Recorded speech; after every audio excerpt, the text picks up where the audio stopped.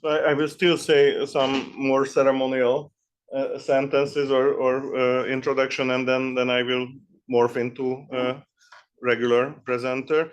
But I think it's very important to bear in mind that we are talking about some sort of methodological dialogue between political scientists and historians, and for a very long time it didn't really take place. I mean, like for a very long time, if we go back to the early 20th century, it was very natural that these two things are having a conversation. I mean, we know this very well.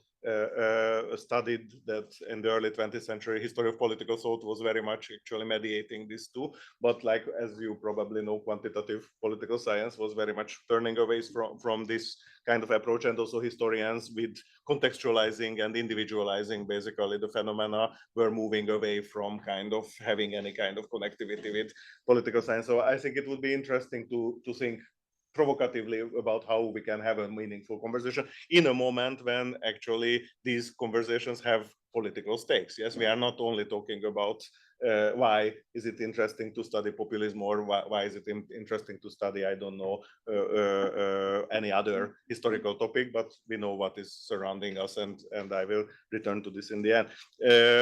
And the other issue, I think, is that at the same time, it's still very, very serious question how the concepts that you are using are translatable into historical operations, or how the historicized concepts that we are using are actually operationalizable in political science. So, for example, I was thinking about illiberalism. Yes, that I mean, it is somehow the key concept of this project to a certain extent, but any historian would immediately start to have a certain kind of like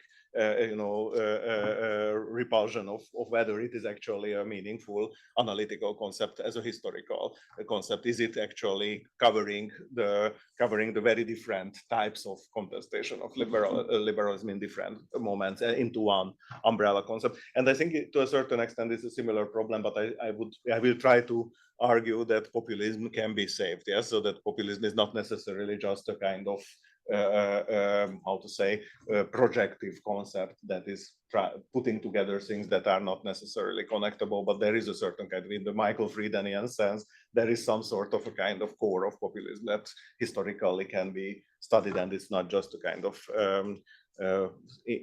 empty signifier, so to say. So I think this is somehow the frame in which our historian contribution was conceptualized to this project, and I think we are very, very grateful that this dialogue is taking place. And I would like to say thanks to Peter, who was doing, I think, most of the not only the how to say logistic work here, but also the intellectual work of kind of keeping this conversation together. And I think all this that takes place is mainly thanks to his efforts now. So I wanted to mention this, and I think two things to be mentioned. One is that I think probably you know that Hungarian government just started a new campaign against Academy of Sciences today. So there will be a demonstration, I think, quite close to here in the afternoon. And this is basically probably the last chapter in the history of independent research production in this country. And we are basically the last, if you want the Asterix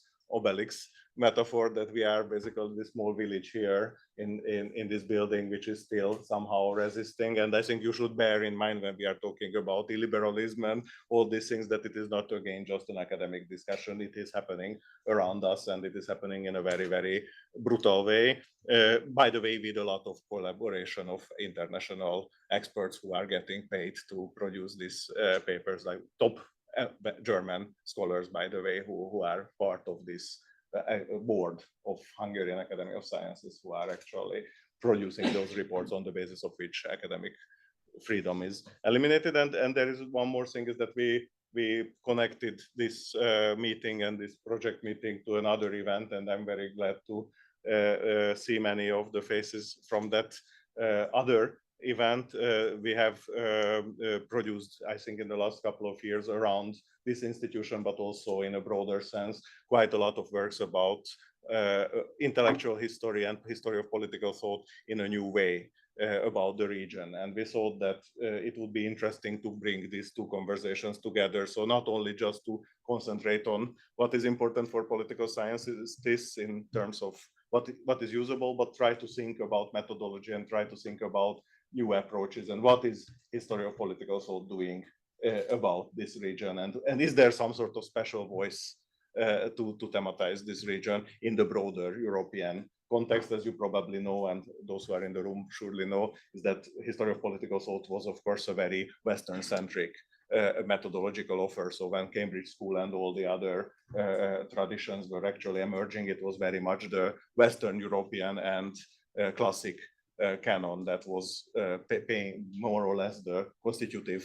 context for this. And it's a very interesting question whether you can bring these discussions over and what it means to bring these methodological and intellectual frames over to East Central Europe. And I think this is important for this project as well, because we are trying to look at East Central Europe and Western Europe synoptically. So like this project includes England and includes Hungary and includes Czech Republic. So it raises many questions of how do you bring methodologically together very different research traditions and intellectual traditions. So I mean, like, this is just as a general introduction, and then I will try to kind of run through in 10-12 minutes what I produced about agrarian populism and like how to kind of historicize populism in a, at least for a historian, meaningful way. And I actually shared the text, so those who were somehow connected to the project could hopefully read it. So I will not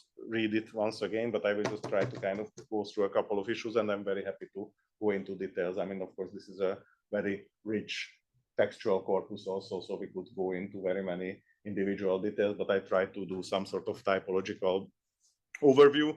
I mean, just to start with, I mean, it's quite obvious that agrarian populism as a intellectual tradition emerged somewhere in the late 19th century. I think Serbian radicalism is probably the kind of paradigmatic early example as a kind of dual criticism of laissez-faire liberalism and Marxism or Marxoid or Marxist socialism, and accusing both of them of destroying the peasantry as a social class and trying to mobilize democratic energies of the society to achieve political and social emancipation of the peasantry. Yeah? So basically the idea is that both liberalism for some reason and so Marxism for another reason is actually envisioning a kind of modernization that actually eliminates or considers peasantry as a kind of useless social group, and that basically agrarian populists are emerging in this context. But as a result, they are not necessarily anti-modern. Yes, so I mean, like, they might be anti-liberal and they are definitely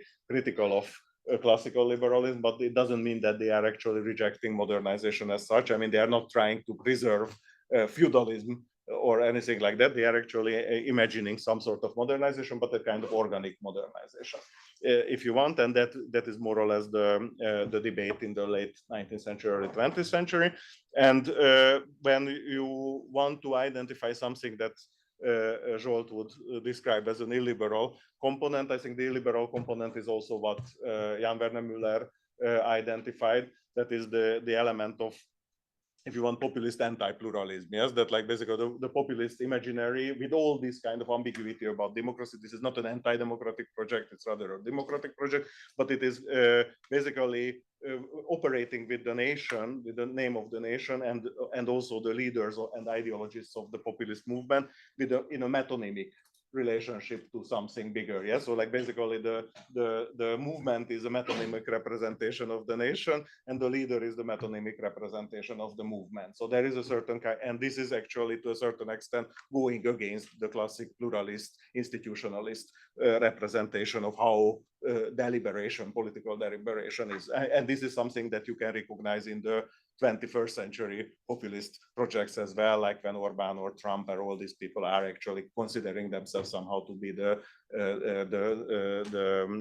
conscience of the nation that is somehow resonating with this kind of discourse, quite obviously. And of course, in this classic agrarian populist discourse, the peasantry is a metonymic representation of the nation as well. Yeah, so like, and this, of course, sociologically quite adequate in East Central Europe in the late 19th century, because indeed we are talking about rural societies, like we are talking about 80% peasant population in this society.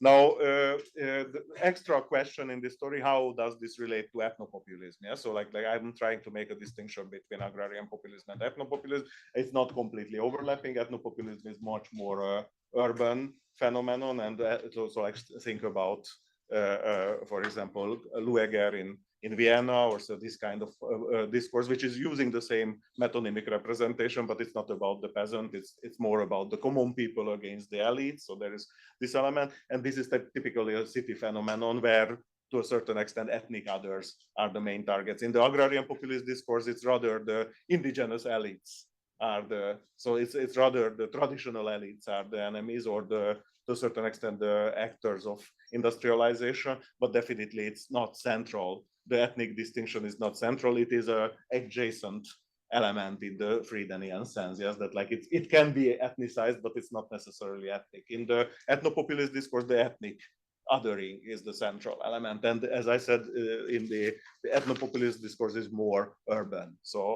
But then what makes this whole much more complicated is that some of these ethno-populist components get connected in the interwar period to this agrarian populist discourse. And I mean, like, it's also connected to the fact that many of the agrarian populist intellectuals of the interwar period are not rural whatever movement leaders, but high bro intellectuals. Yes, I mean, like if you take the Hungarian example, which I think in this respect is quite entertaining, most of the leading agrarian populist intellectuals are Budapest intellectuals. Yes, like László Németh is probably the most interesting character, who's like a completely urban phenomenon, culturally urban phenomenon, but basically frames the discourse in this kind of agrarian populist language. And this is quite true for most of the other context, but it's not completely the same everywhere. Yes, I mean, you can have societies where the agrarian movement still builds on agrarian activists from the countryside, and I think even in the Hungarian case, you have people who are more peasants than others. Yes, I mean, it's a complicated story. Now, how does this agrarian populist configuration relate to the authoritarian projects of the interwar period? It's also a very complicated question. I think in most of the cases, there is a duplication of these agrarian populist movements to pro-authoritarian and anti-authoritarian components. Poland is probably the most entertaining case, because you have basically three peasant parties, and three peasant parties take different positions. So one basically opts for ethno-populism, but is anti-authoritarian, because authoritarianism actually is a center-left etatist project, and then the other ones are actually rejecting ethno-populism, but they are actually accepting authoritarianism and go with Pilsudski. And the third one, the kind of left-wing peasant party, is basically rejecting this whole thing. And but then in the early 30s, the three movements merge into one political force, and they are kind of negotiating some sort of partially social representation of the peasantry, partially this kind of populist political language, and they will be joining the center-left coalition in the early 30s, and in the late 30s, the anti-Sanacia kind of broader movement, and during the war, they end up on the kind of obviously resistance side, sometimes together with Armia Krajova, sometimes in a parallel peasant political mobilization. So you can see that basically the same phenomenon can have a very complicated relationship with the authoritarian political projects. Also, it's a question of who is implementing authoritarianism. Yes, I mean, in some context, authoritarianism comes from the extreme right. In some cases, it comes from the preventive authoritarianism against the extreme right. Yes, and then of course it's a different connectivity. Now, what happens during the war is also a very complicated situation. Many of these agrarian politicians are, because of this complex relationship with the authoritarian regimes, and also complex relationship to the nationalist projects in their countries, are actually becoming silent during the collaborationist phases of their national context. So like, for example, like Croatia is a good example, where most of the peasant parties basically go for a long time, goes basically kind of inactive, because they cannot decide whether they should be on the partisan side or they should be on the Ustasha side. But then some of them actually go into, so there are some actors who go into one direction, some actors go into the other direction, and the leading figures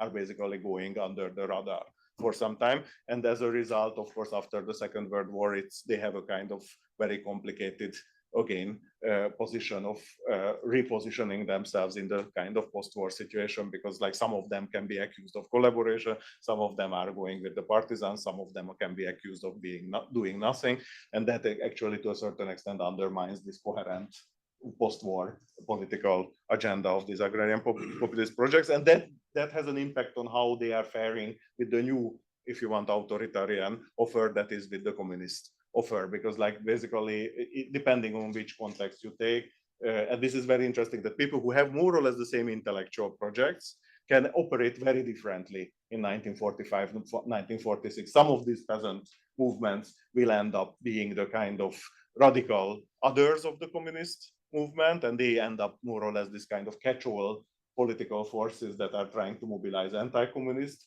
political options. Some of them are actually trying to be this kind of soft collaborators who are kind of trying to negotiate with the communists but still keep liberal democratic elements in the regime, and some of them become radical collaborators and basically accept the communists as a kind of radical transformative force that will reframe society and which will kind of create a possibility for radical social mobility, which includes also peasant mobility and mainly basically turning the society into something completely different. So there is a kind of huge negotiation within these parties also what to do with the new regimes, and as a result, actually the communist strategy, which is aiming at chopping these parties into different parties or different forces, is actually quite successful. So in most of the cases, what happens is that actually the communists are able to undermine the coherence of these political forces.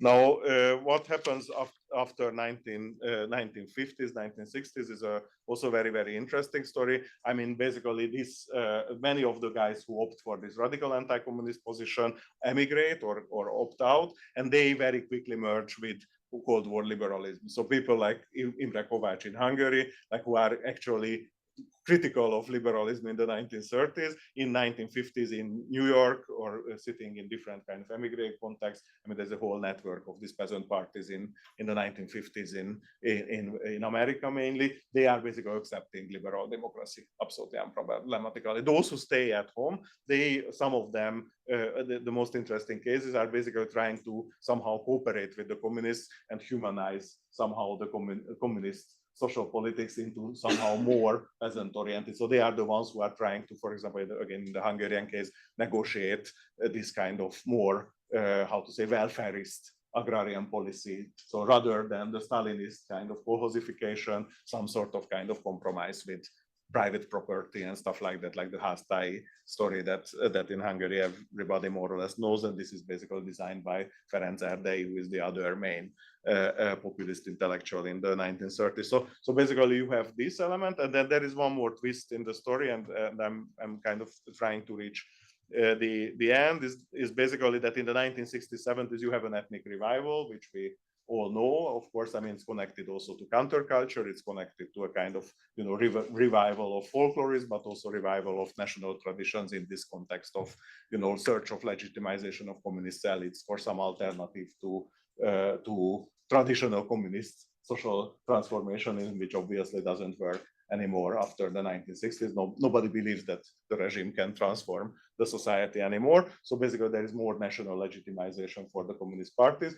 And in the margins of this national legitimization, there's quite a lot of space to kind of go for kind of cultural rural traditions as an alternative to this kind of overdrawn modernization of the Stalinist project, industrialization and all that.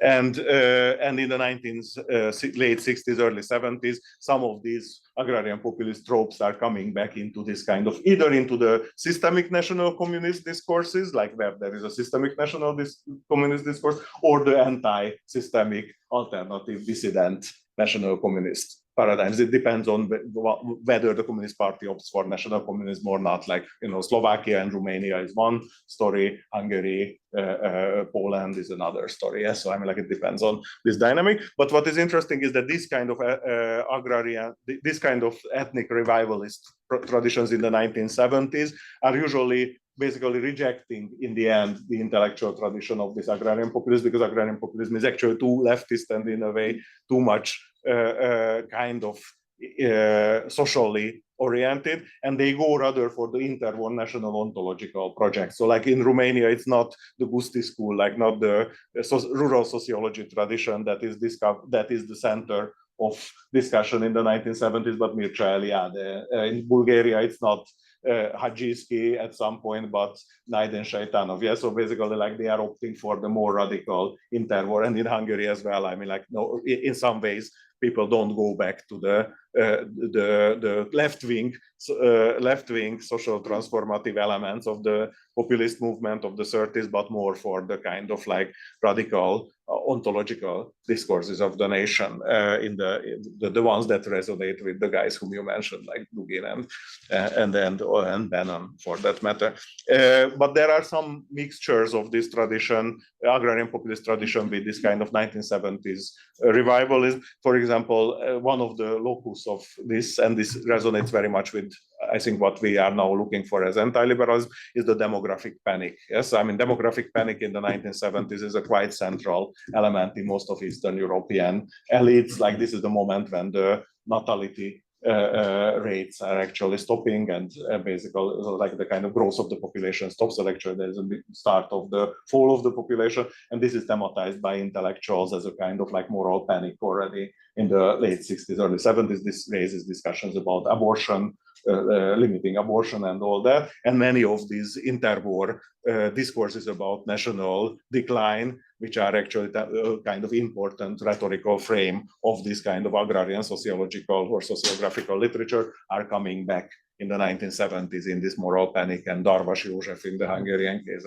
and all that will become very important. And then in the late 80s, early 90s, so we are reaching the transition period. Basically, what is very important is that by that time, these societies are not agrarian societies. Yes, Poland is still the most numerically agrarian, but it's still the majority. So basically, by the time the regime change comes, you have some elements of this agrarian populist tradition still alive, but you don't have agrarian societies left. So it becomes increasingly irrelevant somehow to talk about the peasant as the core of the nation, because there are very few peasants left, and their social weight and symbolic weight is very minimal. You have, of course, in some of the cases, like newly independent countries like Ukraine and others, where somehow this kind of virtual peasants are kind of revalorized as central to the nation, but factually, like everybody knows that these are not peasant societies anymore. So basically there is a kind of differentiation of this whole agrarian populist language. And I think what happens is, I think basically the populist discourse gets detached from the peasant society, and of course you have peasant parties in some countries. I mean, you have continuation of sometimes this post-communist or late communist peasant parties continuing into the 1990s, or how to say, seemingly peasant parties like the Hungarian Smallholders Party, which is basically not a peasant party anymore in the 1990s, but a kind of anti-systemic populist party. They use some of these peasant language, but it's quite clear that these are not peasant agrarian populist parties. These are ethno-populist, anti-elitist kind of political forces. And so basically by the 1990s, this whole relationships gets very loose, to the extent that I think it's, for researchers after 2000s, it's very hard to explain them. And I think this is what political science was suffering, that there is any connection of 1990s or 2000 populism to this interwar tradition. So it's much easier to say that there is a kind of no connection whatsoever, that there is something in the interwar period and something in the 1990s, 2000. And here I would just read because it's quicker if I read the last paragraph, and I'm trying to argue where you can find continuities and why it makes sense still to look at this longue durée story, as I was trying to do. So on the surface, the link to these traditions all but disappeared from the political imaginary in the region, so much so that by now scholars dealing with the present barely think of any connectivity of contemporary illiberalism and the local agrarian populist traditions. However, as this sketch tried to show, there are certain common elements that need to be more carefully analyzed, and I'm trying to list them. The metonymic representation of the people through its true representatives, the critique of urban elites, the rejection of socio-economic modernization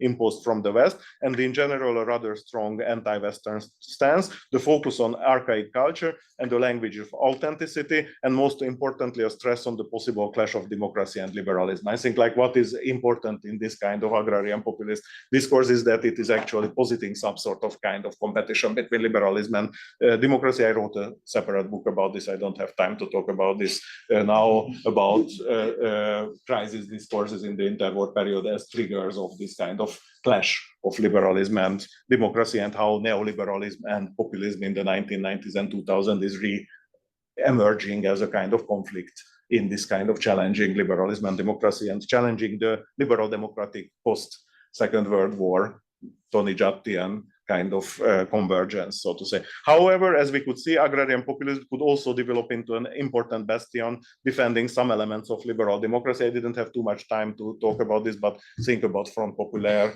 context and other contexts where actually agrarian populists are part of this kind of anti-fascist or anti-authoritarian projects, both against the fascists in the 1930s and 40s and the communists after 1945. I again didn't have time, but I was mentioning Dragoljub Jovanovic and István Bibó as two important figures after Second World War who are kind of trying to bring together agrarian populism and liberal democracy. So what I'm trying to argue is that it is not incompatible to argue from a agrarian populist position and still try to say liberal democracy or even defend. In this sense, rather than a fatal binary opposition of populism versus neo or liberalism, we can think of this relationship as a much more complex critical dialogue, much more dynamic, which makes it possible to imagine not only scenarios of radical conflict and an unavoidable convergence of populism with authoritarianism, but also a variety of mediations, including a hybrid populist political position in favor of the recovery of liberal democratic institutions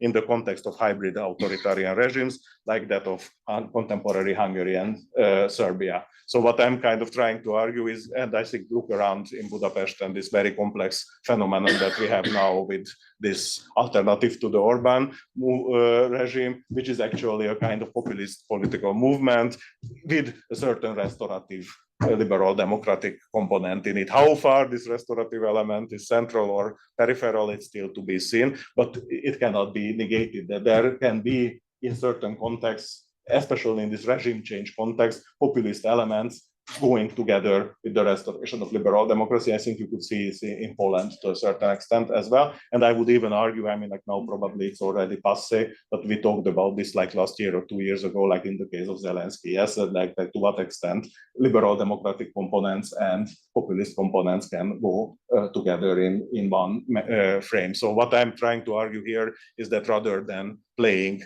populism as a radical other of liberal democracy, we have to look at this relationship as a much more complex relationship. And that gives us a chance to have some of the, not in the Chantal Mouffian sense of kind of, you know, grabbing populism as a kind of good thing, but seeing the ambiguity of populism as a potentially tameable and potential partner in defending liberal democracy, and not just to presume that anything that is populist is by default against liberal democracy. So thanks a lot, and sorry for running so